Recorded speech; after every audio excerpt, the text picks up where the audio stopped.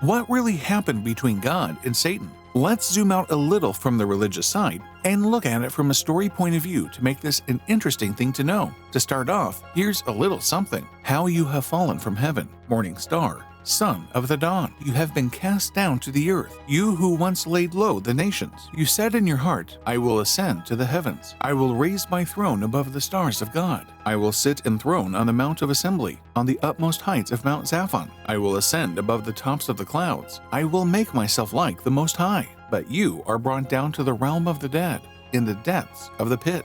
These famous words in the prophet describe the journey of the king of Babylon, Lucifer, who after his death turned into an angel and was not satisfied with his ranking. This mere thought of being above the rest and rising to a rank higher than God is believed to be the rise of Satan. In today's video, we'll see how Satan came into existence and how the war between him and God impacted the creation of the world.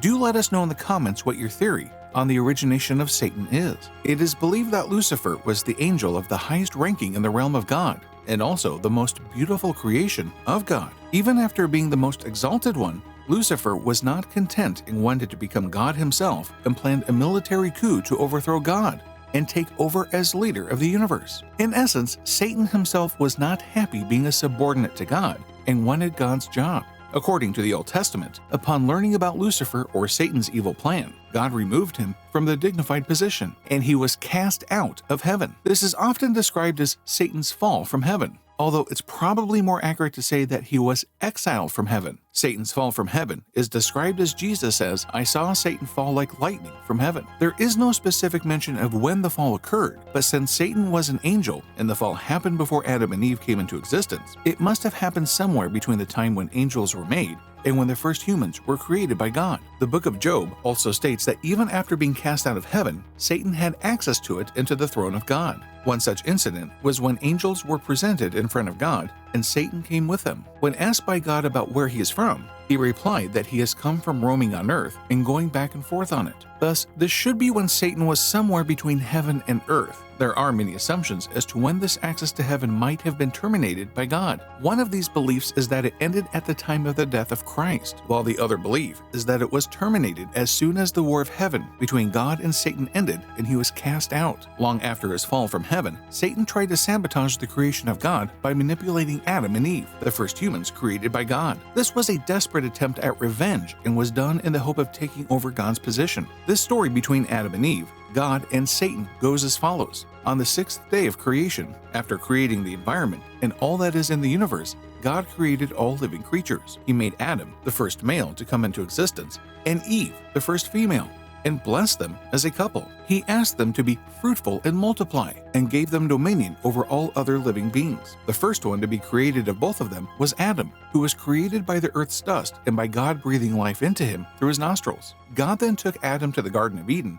and asked him not to eat the fruit of the tree of good and evil, which was in the center of this garden. A death penalty was proposed to Adam if he ate the forbidden fruit from the tree. In order to make a companion for Adam, God made him sleep and took one of his ribs to create Eve, his female counterpart. A few days after the creation of the world, Satan came to earth disguised as a snake in an attempt to manipulate Adam and Eve into eating the forbidden fruit and thereby disobeying God's order. Eve then told the snake, which was Satan, that God had forbidden them from eating the fruit of the tree of good and evil, and also told them that if they ate the fruit, it would lead to their death. Satan then tempted Eve by saying that God had only forbidden them from eating the fruit because if eaten, they themselves would become God and possess all of his powers. Becoming prey to her temptations, Eve then took the fruit from the tree and ate it. On seeing this sight, Adam also joined Eve and ate the fruit from the tree. As soon as they ate the fruit, the first negative thought that came to their mind was being ashamed. They immediately became aware of their nakedness and started covering themselves in fig leaves. Adam and Eve,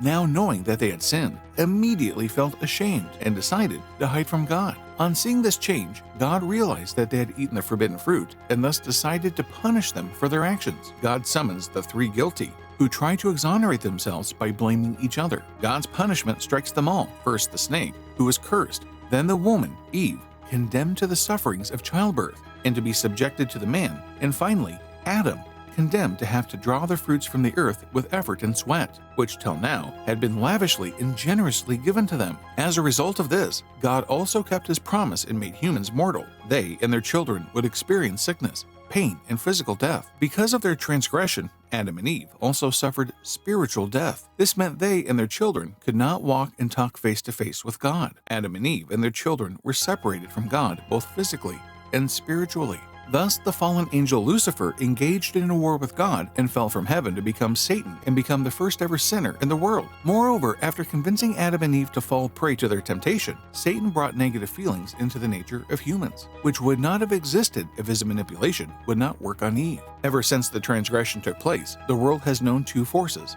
good and evil. While God's pure and holy character is a representation of the good, Satan has been a symbol for evil and every bad or ill thought or anything wrong that comes into occurrence. It is believed that Satan has been a murderer all along, but has no power in deciding the lives of the people. This often raises the question of, why doesn't God just wipe out his existence? The ultimate answer is, all things were created through Christ and for Christ.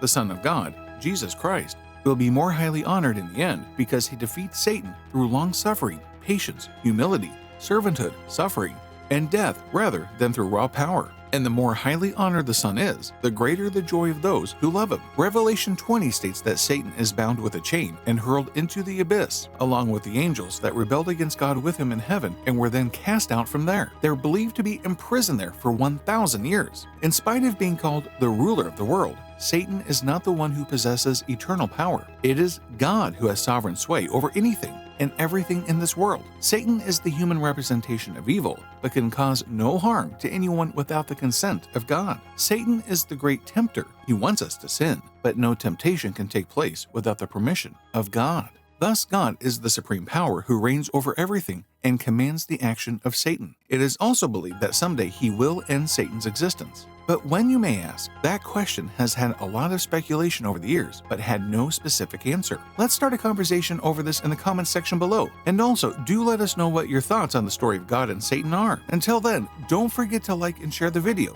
And for more such content, subscribe to our channel, Mythical Madness.